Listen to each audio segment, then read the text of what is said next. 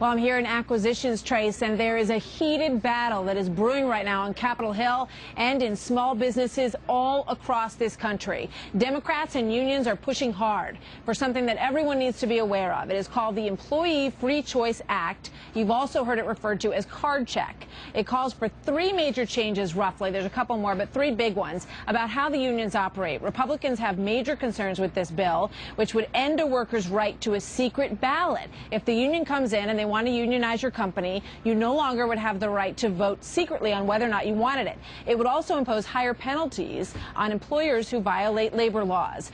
It would also require arbitration, and that the government would get involved if companies and their employers were having a strike and they were unable to reach an agreement. The government would be able to step in and make some, statements, get involved in how much those employees are going to be paid and how that deal would be settled. Let's bring in our panel today. Representative Darrell Issa is a House Oversight and Government Reform Committee ranking member, and Representative Robert Andrews from the great state of my home state of New Jersey is the chairman of the House Subcommittee on Health, Employment, and Labor and Pensions. Welcome, gentlemen. Good to have you here. Representative Andrews, let me start with you, if I may. Why do you support this bill? A lot of people are very concerned it would take away a worker's right to vote privately on whether or not they want to have a union shop. The bill doesn't take away a worker's right to vote privately. What it does is to retain the two methods to get a union. The one is that you have a secret ballot election, still in the law. The other way is if a majority of the workers sign a card saying they want a union, the present law says the employer can reject that. What the change in the law does is give the employees the right to make that decision rather than the employer. It does not end secret ballot. All right, so what's the problem, Representative Issa?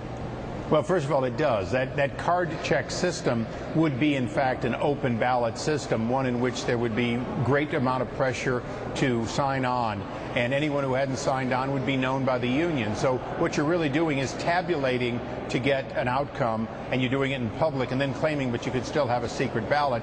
The truth is this is part of a pro-union unionization effort that will change the balance that historically has made us the greatest democracy and the greatest capitalistic state in America. We have plenty of unions. We get unions when workers want it.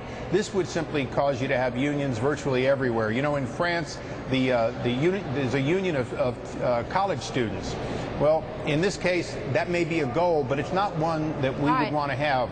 Well, let me ask Representative Andrews about this. Why are you not concerned that this might be open to intimidation? And why do you think it's so important that, why would you side with the union over the workers in this case in terms of their own ability to choose? And what about the business owner who feels that they're being left out of the loop by this? Well, what this does is the balance that my friend talked about gets restored. Right now the law is that if a majority of workers sign the card to get rid of a union, the union's gone. Just like that, there's no secret ballot or anything else for that. So what we're saying here is if a union can be decertified by a majority signing a card, then a union should be able to be certified by the same thing also. The bill says that if there's any allegations of fraud or intimidation or coercion, the National Labor Relations Board will determine whether that coercion existed.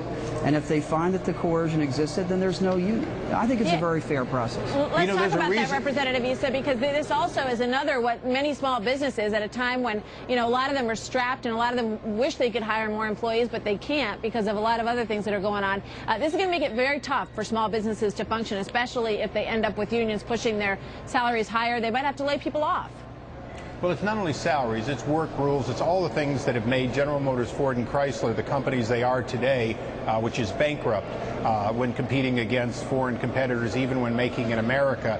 But I think when you listen to Warren Buffett, an Obama supporter, unabashed supporter of the Democrats here in the House and the Senate, but he still says card check would be bad. It's a bad policy. He thinks it's a bad balance. This is a man that owns a lot of companies that are unionized. He doesn't object to unions. He supports that. But he realizes that the balance that has been in place and the secret ballot that's been in place needs to be retained.